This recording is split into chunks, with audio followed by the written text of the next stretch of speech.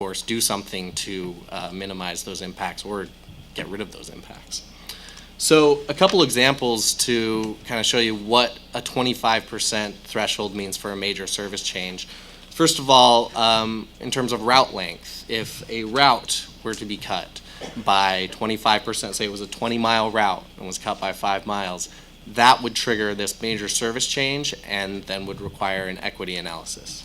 Similarly with frequency, if someone's bus came by every 15 minutes, so 4 an hour, and we proposed a service change that would reduce that to 3 buses an hour every 20 minutes, that 25% change would trigger this major service change, and we would do an equity analysis.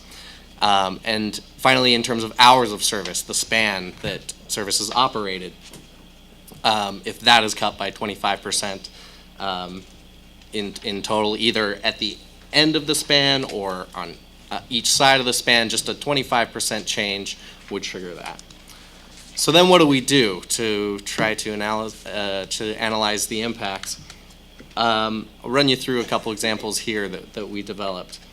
So hypothetically, of course this is not happening, but if there were a proposed fare change to increase a single fare from $2.50 to $3 and monthly passes from $100 to $110, we would look at the amount of that increase and also the proportion of that type of fare payment by non-minority riders and by minority riders.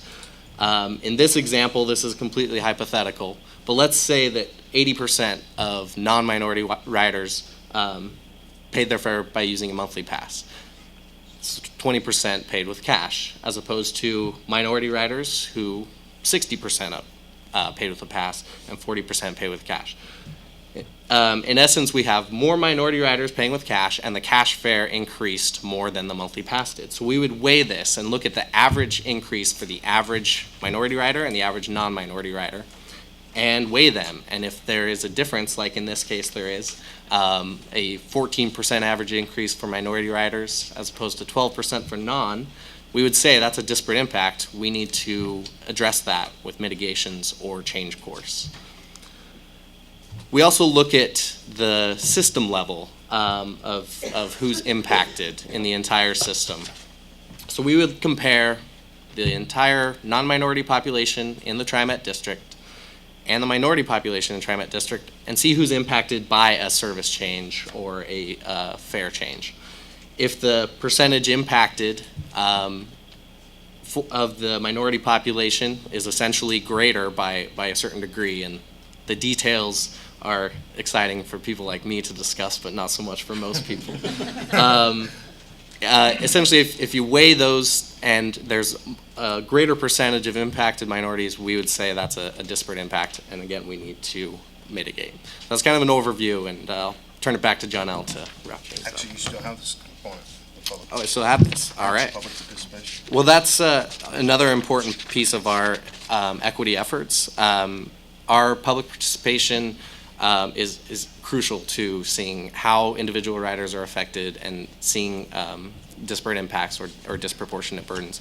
Actually, and one thing I forgot to mention, we do this same analysis, this disparate impact analysis, comparing low-income and non-low-income populations. That's the disproportionate burden piece of things. Same process, but just looking at those populations instead of minority, non-minority.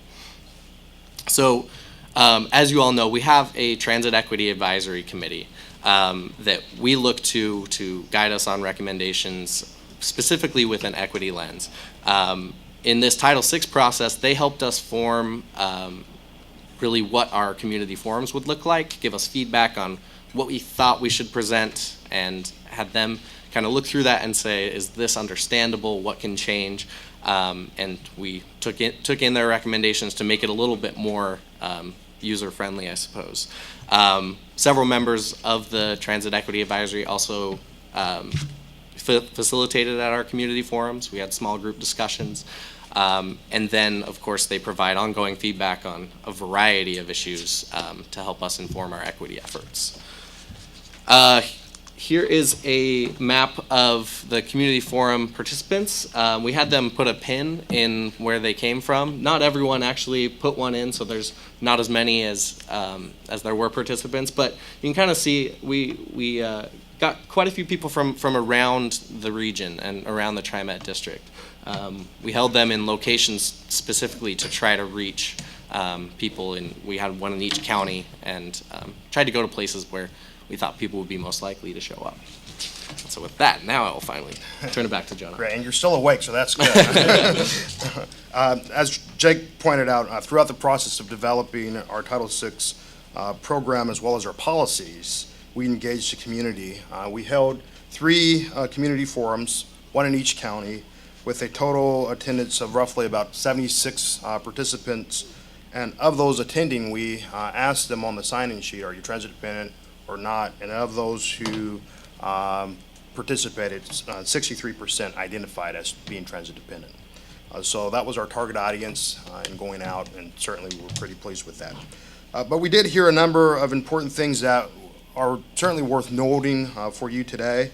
The first is that TriMet should approach equity positively and proactively, that we should continue to think beyond Title VI. Again, Title VI is just our baseline in how we think about equity. That all service change are major to someone. All service change are major to an individual rider, and that we should continue to be mindful when making service and fare changes. And lastly, that TriMet should work to address transit affordability, specifically for low income and people who can't access our services. By and large, folks thought that this board's adoption of mitigation program was a very important step in that process. Before you today is Resolution 131168, which essentially approves the policies as we described them today, and the system-wide service standards and our public engagement process. Once adopted, the plan will be submitted to FTA in compliance with our December 1st deadline. And with that, we'll take any of your questions. Thank you.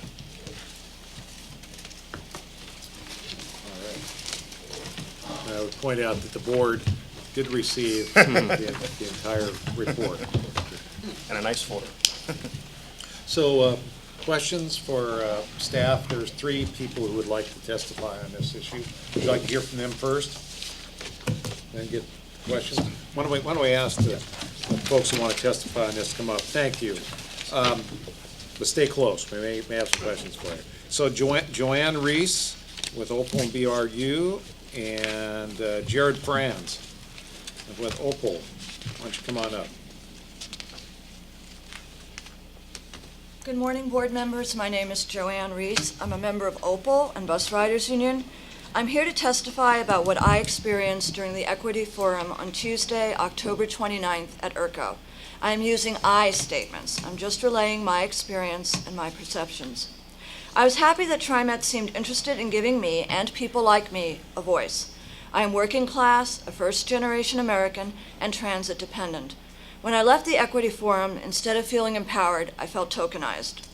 The first thing I noticed when I arrived at the forum was that only perhaps 50 people were in attendance. Most of the attendees were members of Opal and BRU.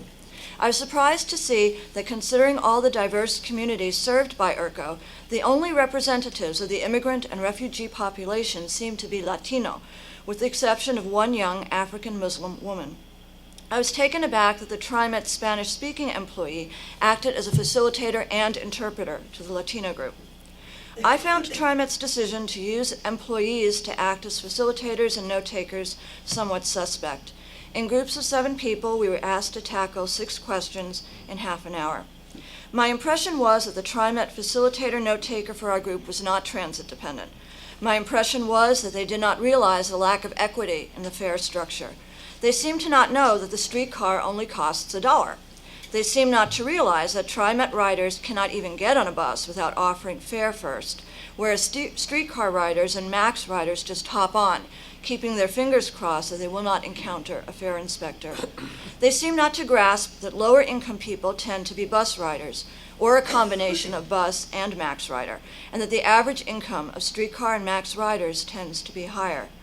They seem to not understand how targeting specific max stops over others for fare enforcement might be profiling.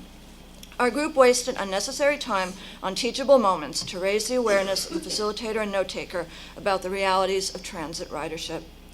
The facilitator note-taker seemed unable to explain the poverty level. Opal staff had to explain it to us. My impression was that the facilitator note-taker did not know how TriMet reached the surprising conclusion that more low-income riders use monthly bus passes than bus tickets. Keeping to my promise to use I statements, I feel that the equity forums, while well-intentioned, failed miserably, at least at the Tuesday, October 29th Equity Forum at ERCO. On Tuesday, October 29th, the Equity Forum only paid lip service to Title VI. To remediate this, there needs to be better outreach about the forums so a broader spectrum of TriMet's diverse ridership can be heard. Facilitators, note-takers, and interpreters should not be TriMet employees and need to be transit dependent. The facilitator should not also be a translator. In closing, the TriMet Equity Forum on October 29th at ERCO was not a moment for self-congratulation.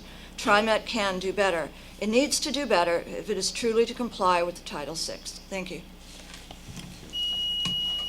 Wow, very well done. Jared.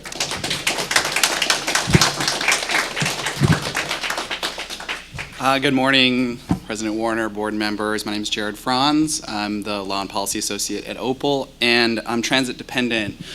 Although I have to say I've had access to a car the last couple of days, and it's amazing. I'm getting more sleep. I'm on time to my appointments. I can run errands. So I'm in a bit of a good mood today. I'm going to start off by saying that I've been doing this work for a really long time. I've been looking through TriMet's policies and procedures for at least the last 3 years. And the current efforts of the agency are definitely improvements. And we're very encouraged to see the agency beginning to think about reaching beyond sort of minimum standards set by Title VI. There are a number of errors and omissions in the report that's in front of you today. Many of them are technical, and I'm looking forward to meeting privately with board members and staff to discuss some of those issues. But two of them that I want to raise today. First of all is process. The process that went into this report could have been improved. Process is central to the goals of Title VI. Meaningful public engagement is one of the hallmarks of the Title VI guidelines and what Opal and Bus Riders Unite is all about. Now, we know that the rescheduling of the November meeting compressed the timeline a little bit, and that had some impact on the process. But it's important to note that the Transit Equity Advisory Committee has not yet had an opportunity to weigh in on this report. They helped with the forums in the community, but haven't weighed in on the report itself. Additionally, the forums, many people who attended them, including myself, felt like they weren't sufficient to answer or address some of the questions raised by Title VI, and the rushed timeline raises serious questions about how meaningfully or seriously our participation was included into that report. A good example would be the standard for defining low income. At all of the meetings, the issue was raised that federal poverty level should not be used and that a more local standard should be adopted, and yet that's not reflected in the report that's before you. And of course, there was very little time for the public to review the report. It's almost 400 pages. Got released 4:30 on Friday, and Monday was a holiday. So I've been working hard to get through it, but I know that other members of the public have struggled. I hope the board received the report a little bit earlier and has also had the opportunity to review it. But of course, the biggest concern that I want to raise as I close is that there's a known Title VI issue that is not included in this report. And that's the reduced transfer times on weekends. It's not addressed anywhere in this report. Last year, TriMet incorrectly, in their previous Title VI report, argued that the move to ticket printers was actually an increase in transfer times. But we know by looking at the code and the standard operating procedures that, in fact, the installation of ticket printers represented no change for weekday riders and, in fact, an hour decrease for weekend riders. We also know that people of color and low-income riders disproportionately rely on cash and ticket single fares. They rely on buses more than rail, and they transfer more than other riders. And I know that the board is very concerned about this disparate impact, and I'm encouraged to hear that they'll be responding with action on longer transfer times. We're hoping that they will restore the 3 hours that riders previously received on the weekend and extend that 3 hours throughout the rest of the week. Thanks for your time. Thanks, Jared. Appreciate your time. And the last person I have signed up is Vivian Satterfield, also from Opal. Is Vivian here? There she is, hiding behind the pole. Good morning, Board President, members of the board. I was hiding behind the pole, but I've been here all morning. I also am here to, as the Associate Director of Opal Environmental Justice Oregon, speak to the Title VI report. I'm sure we can all appreciate the technical aspects of the report, and like Jared mentioned, it's nearly 400 pages long. And with the short timeline that we've had to look and review it, I hope that you've had a little bit more time to. But again, something that is missing is that there's no analysis on the weekend fare change. And as you know, under Title VI, any sort of fare change, unlike a service change, which requires a major change, does trigger an analysis, and that is lacking in this report. This news that the weekend riders have lost an hour of riding time should not be a surprise. We have mentioned this before. Additionally, you know, I was present at the ERCO transit at the forum, and you know, although I have to note that we brought 85% of the participants to the west side and the ERCO transit forum. I don't know how many folks showed up at the Clackamas County one. We did not tell folks to attend that one, but again, we turned out 85% of that. You know, Opal and BRU have been trying to collaborate in good faith discussions with TriMet staff and with members of this board over issues such as the fare change. And at the 9/11 briefing and at the board retreat, we've heard an ongoing commitment to having robust discussion around this. And I want to say that, you know, there was comments saying that we should not agitate around this year's budget to try to treat the campaign for a fair transfer as being something outside of the budget decision. And so we're going to continue to push that happens. I'm happy today, thank you, Chair Warner, and for Board Member Saragosa, for mentioning that this is something that we do deserve to have. We deserve to have a robust discussion around it, and we need to have a commitment to have a first reading at the December board meeting. We definitely deserve that. Thank you. Thank you, Vivian.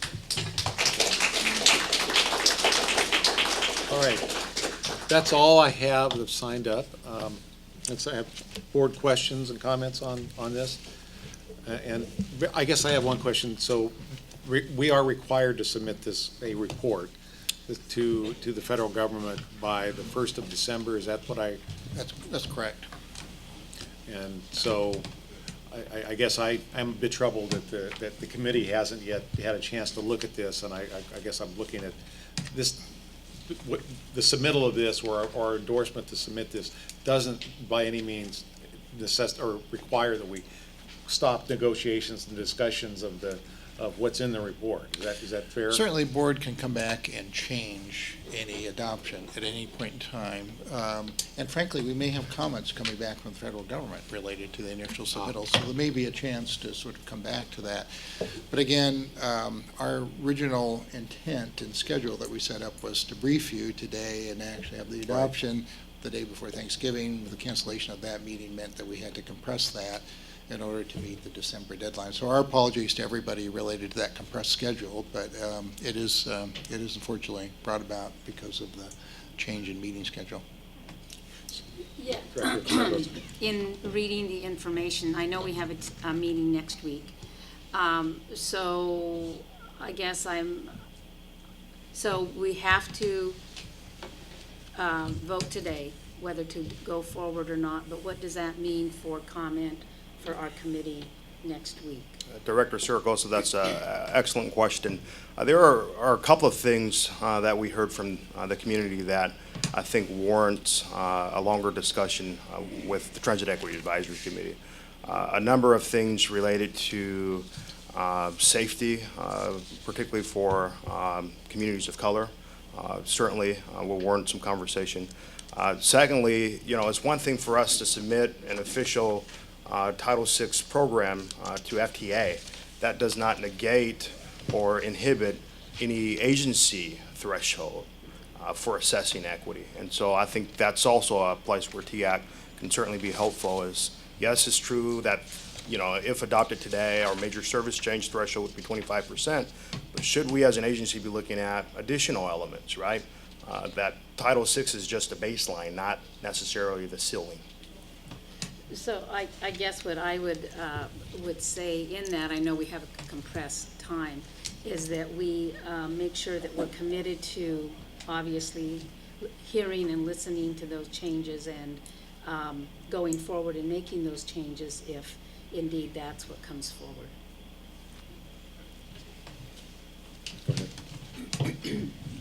Is it possible to request an extension of the federal deadline?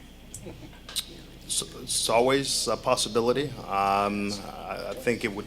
I think the answer would be no, frankly, because FTA is required to have all of these reports in by January. But certainly, it's always a possibility. If we approve this just so we can meet the deadline and we come back and revisit it, I am troubled that TAC hasn't formally weighed in yet. And we make changes, then do we resubmit?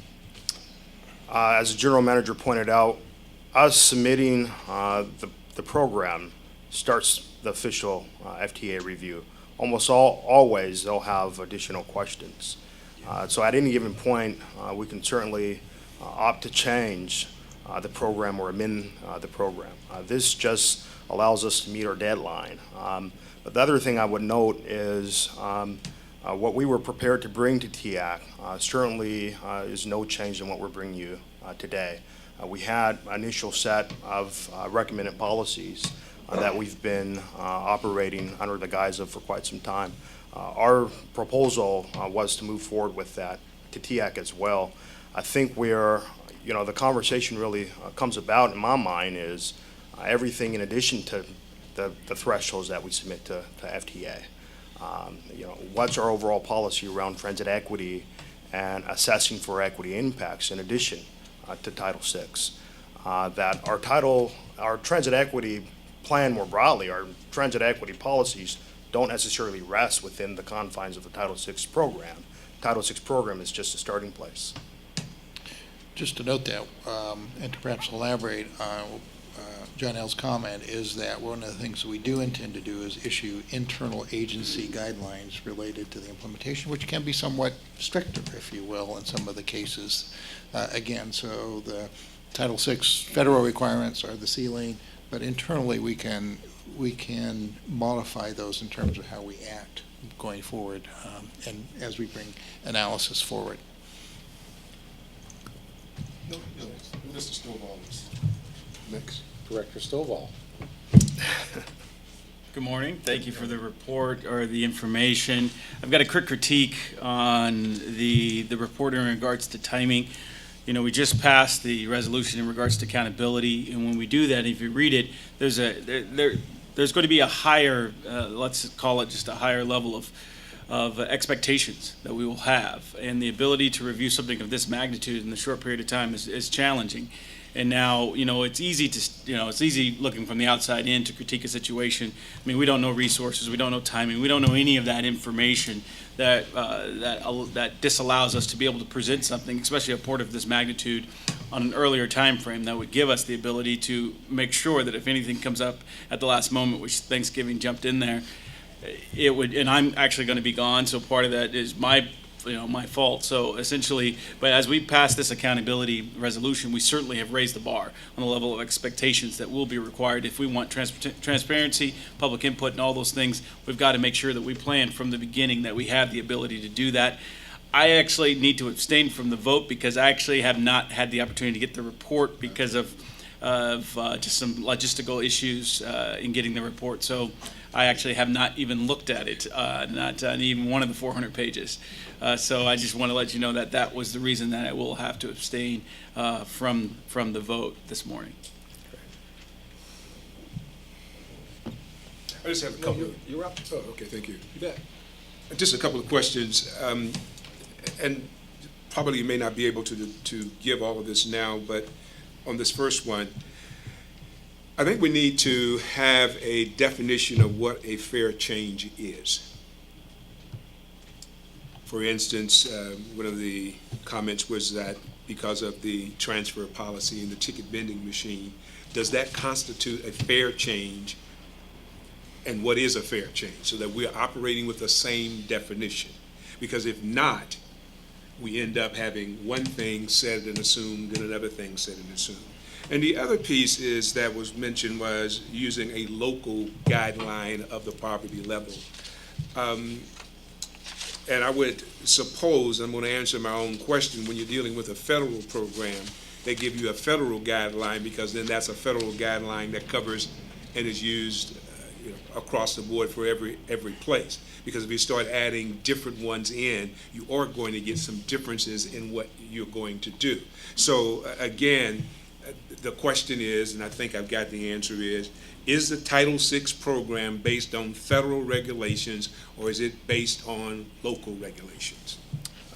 Director Bethel, to your first question, I think that's an important conversation around the fair change. The way that it's described in terms of the Title VI is any actual change to the fare would trigger the equity analysis. To your second question, most of it is driven by federal regulation. The complaint process, the actually having a Title VI program plan, the conducting of the analysis. The FTA requires a poverty threshold. How agencies determine that threshold is essentially left up to them. We grappled with the notion of a locally preferred definition of low income, and ideally that's where we would head, because it really pays attention to the hydraulics of jobs and access to income and poverty levels at the local level. However, that information is not available at the census tract level.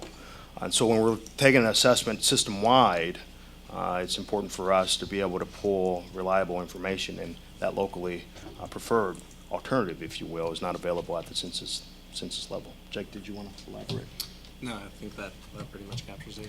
And so what we were left with are kind of definitions, the poverty level, the federal poverty level, which are used by Department of Health and Human Services, of course, the schools program with the free and reduced lunch program. So it's a recognizable threshold, 150% level. I just want to echo and what Travis said here. This isn't my world. It's not Travis's world. We don't live in this world. In the future, let's have a little bit more preparation, because we have a responsibility. I'm not jumping on you, but what the hell, you're a big guy. I just don't think it's, I take an oath to do my job here and do the best, and I think I'm going to give a vote. I'm going to vote for this because I trust that in the past everything's been going right. This will go to the FDA, and they'll come back with questions, and we can adopt it as we go forward. But to read 400 pages of, Greek, because I had 5 years of Latin, I'm more comfortable. In the future, Mr. Director, let's not sort of blindside us. Thank you. It'd be the same thing if I had a financial package like this. Yeah. I like synopses. Agreed, Director Esmond. And the only thing I would note to that is, certainly as the General Manager pointed out, our intention was to have a briefing today and the final adoption on the 27th. The other thing that was noted earlier, I think, in public comment, which was incorrect, this program has been available online, as well as we made it, available to all of our community-based organizations for over a month. So certainly it's been made available to the public domain for over a month. Again, so we're clear. This is a volunteer position, and we don't live and breathe this, and you don't live and breathe my world, okay? Should I spend 30, 40 hours a week doing this? Maybe. A month, maybe. I try my best. I'm here for that reason. Again, make the analogy with if I had a financial report today that I'm supposed to vote on, and 6 months from now, say, hey, as a board member, you should have did this or that. Okay, I like synopses. A couple pages, big print, because I'm older. Thank you. Duly noted. Director Prosser, you have another comment? Yeah, earlier was questions. I want to explain where I am now. This is the kind of situation you see occasionally with deadlines from outside agencies that drive timing. And I do not like being in a position where we have to take action now to meet a deadline. When there have been concerns raised about some of the information in here, and given, there are concerns raised, and I have no way to judge on my own, I would be looking to TIAC to, see what their response is, and they haven't had an opportunity yet. So it's a very uncomfortable situation, and I'm not pointing fingers because I do know that the late cancellation of our business meeting is a big contributor to what we're faced with right now. I'll end up voting for this to move it forward to meet the federal deadline. But if TIAC finds that there are significant changes, I really do hope that this comes back, so that we can get it right. It is an official approval by this board, and yes, it is to meet, the federal requirements, and we can come back later and add to it. But it still is an official document that's going to be there for a while, and that's where my discomfort lies. So we're kind of between a rock and a hard place right now. So yes, I'll vote to move it forward, but I really hope that TIAC takes a hard look at this and can give us, their view of some of these issues that have been raised. That'd be very helpful to me. Director Saragosa. Yes, just in our meeting next week, I will bring this up to the committee and look at what we need to do. And in the meantime, if you do have an opportunity to go through the 400 pages and some questions do come up, please forward those to me, and I can certainly bring them to the meeting or forward them earlier to John L. so that we can have that discussion. Thank you. Absolutely. Mr. President? Yes. May I ask one thing? Has TIAC received the binder that we've received? And if they have not received it, if it's possible to put it in their hands by close of business today? Director Bethel, they've received an electronic format. They have not received the actual binder. Okay. Thank you. Director Esmond, you have another. Have there been any problems in the past with this, Neil? You have the history, I don't. The answer, no. Okay. But I'd also just reiterate what John L. noted at the outset, which is this is a new process to have the board involved in actually setting these standards. So this is the first time we've been through that. Whose idea was that? Thank you. Probably wasn't mine, but nonetheless. Okay. All right. So I would just note that. Related to schedule, I do apologize for that. Obviously, we had it set up when we thought we had the right sequence going, because we want to also bring these things to you generally after they've had some public review. We had the 3 public forums, and that was a good time to brief you. Prior to that, it probably would have been a less complete briefing. So we can certainly take that under advisement. I think the schedule we're setting for board meetings next year will be a little bit more correct in terms of the sequence of meetings that we move through. So, apologize for that. It's okay. Thanks, Neil. Great. I guess the only thing I would add is, again, I think Director Prosser hit it right on, is on some of these major issues like this, we ought to maybe even plan for an extra month of time, if necessary, to talk about these kinds of things. So I'll be voting for this just to get it in the hands of the federal government, but when I do it, I'm also gonna wanna make sure that staff understands that, if again, TIAC and others provide information where we wanna look to amend that, I hope the submittal that goes to the federal government says we're still looking at this because we have a great deal of interest in it, and would like to reserve the right to make some amendments to the submittal if we feel necessary. Okay? Great. So that'd be kind of, I don't think we need to put that in the resolution, but that'd be what I envision in this. So with that then, is there any other questions? Do I have then I'll make a motion. motion to approve Resolution 131168? Oh, sorry. That's all right. Yeah, yes, so moved. All right. Can I have a second? Second. Okay, I do have a second. I think we've said, is there any further discussion on the part of the board on this one? All right. Then all those in favor of the Resolution 13-11-68, which is approving the agency's 2013 Title IV report and policies and authorizing them to be sent to the federal government, please signify by saying aye. Aye. Any opposed? Any abstentions? Yes, aye. I hear one abstention, so the motion is approved, but not unanimously. All right. Thank you. That was a good discussion. Thank you. We will look forward to your report Yes. on this one. All right. Let's move then to Resolution 13-11-69, which is authorizing a contract with Mansfield Oil Company for the purchase and delivery of B5 diesel/biodiesel fuel for TriMet's bus fleet. Yes, Mr. Board President, members of the board, as you read through this, you probably were wondering, could they make it any more complicated if they tried? But the truth is, what we were really trying to do is shop for the cheapest price we could. And so, obviously, this is a very big purchase for us over the life of the contract.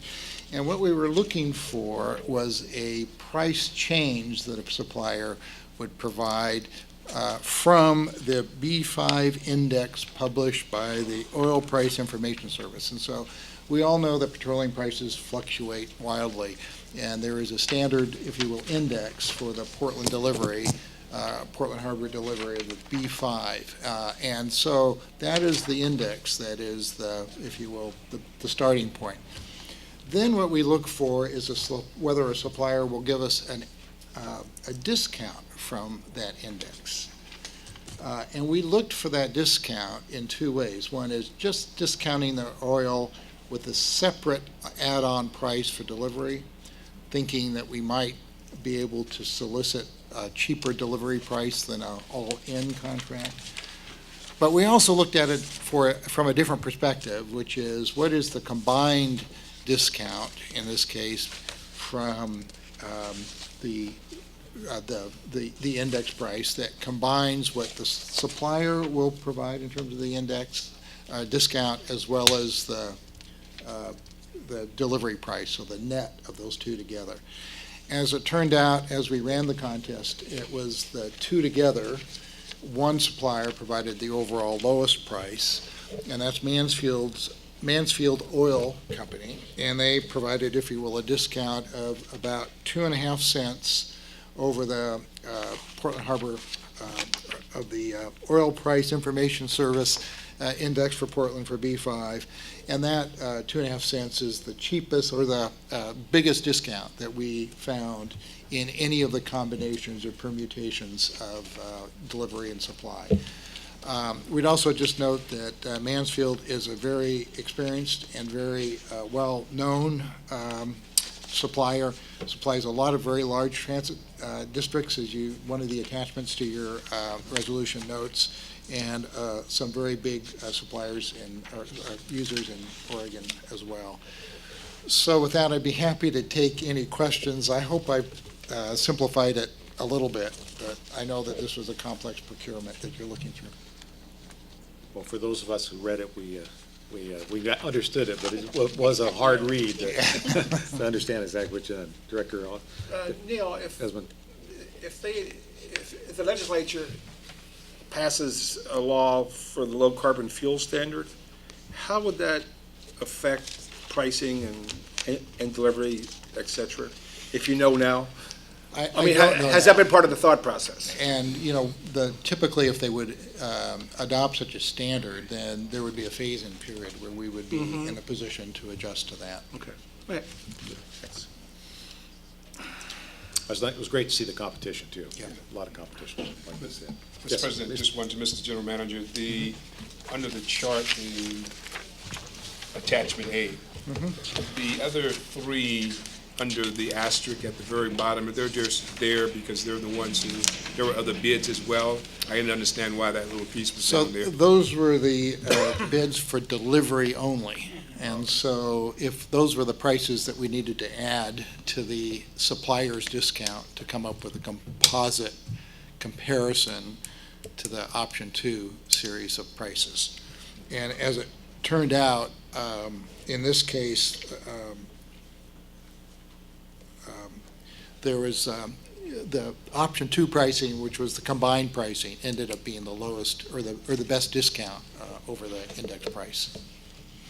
So at the end of the day, those prices didn't come into play at at the all. low Okay. end. Yeah. Thank you. Any further questions? Okay, I'm ready for a motion to approve Resolution 13-11-69. So moved. I'll second. I have a motion and a second. Any further discussion on the motion? Not then, all those in favor of the motion to approve Resolution 13-11-69 signify by saying aye. Aye. Those opposed? Any abstentions? Seeing none, the motion is approved unanimously. Let's move on to the last business item today, Resolution 13-11-70, which is authorizing TriMet to acquire by purchase or by the exercise of power of eminent domain certain real property necessary to construction of the Portland-Milwaukee Light Rail Project. Mr. General Manager. Mr. Board President, members of the board, it's been a while since we brought one of these to you because, and to a large extent, we try to identify these property requirements early in the project and then advance those authorities to you at that time. In this case, because of permitting authorities and changes related to the park and ride being developed at Park Avenue at the terminus station of the Portland-Milwaukee project, it's required that we reconfigure some of the accesses to the neighboring property, which is the Elks property, and it will mean some construction of new easements and other, or new access points. And in order to do that, we're required, obviously, to have some access to that property, which would be temporary construction easements. And we are in negotiations with the Elks associated with this additional work. And I would also tell you that we've been very closely working with the Elks on the definition of those requirements so that they understand the changes in the engineering requirements and other things associated with that work. But we need two things from you. One is the authority to actually authorize or to actually purchase the property or the access easements. But then the other part of it is actually condemnation authority, should we need that. Now, I would just note that we are progressing with a very favorable conversations with the Elks, and we expect that to continue, and we expect that to result in a willing seller, willing buyer arrangement. But just in case, the condemnation authority is requested as backup. It may be, as often happens in these cases, because the conversations, particularly with a group that is represented by a number of people at different interests, it just takes a long time sometimes to pull the meetings together and pull the appraisals together and pull the conversations together. So it may be that there would be a need for possession in order to meet the construction schedule, recognizing that we would continue the negotiations on the pricing, if you will, of the property required. So with that, either I or much more informed people from our project staff and real estate department would be happy to answer any questions. Yes, Director Russell. Yeah, I do have a question. We have obtained temporary easements from the Elks earlier, so these are additional easements. That's right. And you've indicated that in the staff report. I'm a little bit nervous because of that, I think. about item 5 in the resolution, which says that the board hereby ratifies all offers to purchase all rights, title, interest that have been previously made in connection with the project. Did those previous actions come to the board, and did we ratify those? Or, I mean, this is a pretty broad statement, and I'm not sure that I've seen all the offers, and so I don't know if I can ratify them. Again, somebody who knows something. Yeah. will come up. Good morning, Mr. Board President, members of the board. To answer Board Member Prosser's question, all of the previous offers on this particular property have been accepted and settled. So they are complete, and we would have been complete with this property altogether had it not been for the additional permit Right, but this requirement. says ratifies all offers, not since settlement. And, you know, I don't know how many offers were made and, in the negotiation process. That's my concern, is this phrasing is very broad. And that's my concern. I just don't know, I don't know how many times you went back and forth with people, and I don't know what various offers you might have put on the table before you reach settlement on the previous. I couldn't tell you either myself on this particular one. The normal process is we get an appraisal that's followed up with an independent check appraisal, and then we make an offer based on that appraisal. Right, and then they might come And back then with a there's counteroffer. negotiation. I would not, beyond that, I don't know if any of the other interim points constitutes another offer. It's the initial offer and it's the settled price. Yeah, I don't have a problem with moving ahead. It's just that language struck me as being My sense is terribly this is, broad. This is probably standard language that just sort of acknowledges the process that Dan described. Yeah. And you're probably right that it is a bit broad, but, yeah. Does our right-of-way expert have? Or actually, I think our legal staff would have done the resolution on this. You're looking Yeah. at me. Afraid I am. I'm looking Welcome to at the Liz. board. Fine.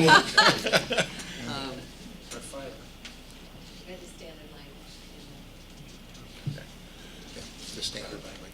So maybe what we can do here, it'd be great to get them the authority to move forward on Yeah, this. yeah, But absolutely. maybe this is, again, if we need an executive session to talk about the offers, or, again, we need, maybe it'd be good to brief Director Prosser one-on-one about the process. That's all right, on where we are on a process to give him some comfort, and then maybe you can also decide if you think we ought to come back to an executive session on this. But I think we ought to get them working on this, and if we need to use eminent domain, get Yeah. that started, I think is what we want to do, right? Yeah, it's really, as the general manager said, it's really so that we have the option to get possession so that we can keep the construction work going Yeah, on and I have time. no problem with that whatsoever. It's just that saying I approve of all offers, and I don't know if I've seen all offers. You probably haven't. I just want to, I want to be careful about that, so. Okay, so can I ask you guys? We'll follow up. Okay, Yeah. good, all right. Okay. So other questions? You can follow up with myself. Okay. All right, good. Briefly, at the end of the day, the Alps and TriMet will get there.